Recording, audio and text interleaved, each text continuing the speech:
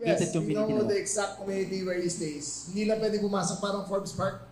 Tukoy raw ng DILG kung saan komunidad sa Portugal nananatili ang wanted na si dating Congressman Saldi Co.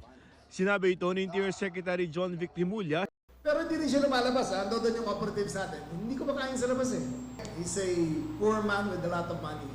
Sa lahat ng pera niya, wala siyang mabibilang kalayaan.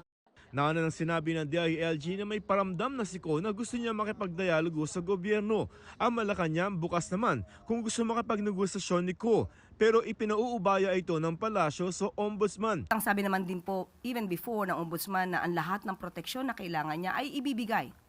At kung ito po ay makakatulong para malaman natin ang katotohanan, ang gobyerno po, ang pamahalaan ay open po para malaman kung ano ang kanya sasabihin. Yung kay Zaldi, third-hand information yan. Kaibigan ng kaibigan. So it's actually, ang value niya is on the Marites level. No comment naman si Ombudsman Jesus Crispin Rimulya na tanungin namin siya tungkol dito. Ayon sa abogado ni dating Congressman Saldi Co, kung meron daw mga feelers galing sa kanyang kliyente ay hindi raw ito otorisado. Sabi ni Atty. Ruy Rondain sa pagkakaalam niya siya lamang ang otorisadong magsalita para kay Ko at wala pa siyang anumang ipinarating na ganito. Isa si Ko sa mga akusado sa mga kasang graft at malversation kaugnay sa 289 million peso ghost flood control project sa Nawan Oriental, Mindoro. Bukod sa mga kaso sa Sandigan Bayan, may reklamo ring plunder sa DOJ na inihain ng NBI laban kay Ko.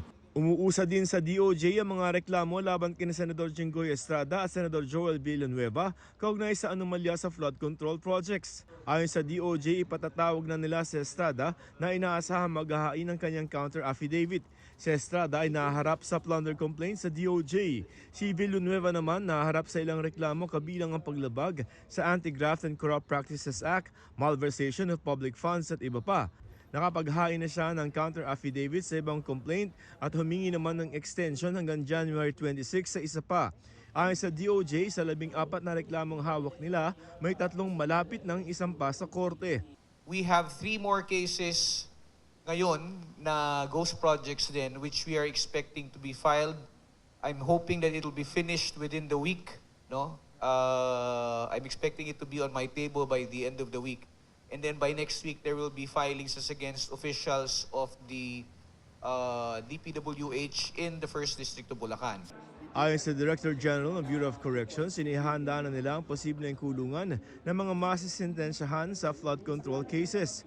Ang kulungan na tinutukoy niya ang tinawag na Supermax o High Security Prison sa Occidental Mindoro. Ongoing kasi yung Mindoro kasi designated na Supermax. So doon nilalagay lahat yung mga serious heinous crime offenders. First this quarter, matatapos na just in case na kailanganin na maglagay ng facility para doon sa mga involved sa flood control.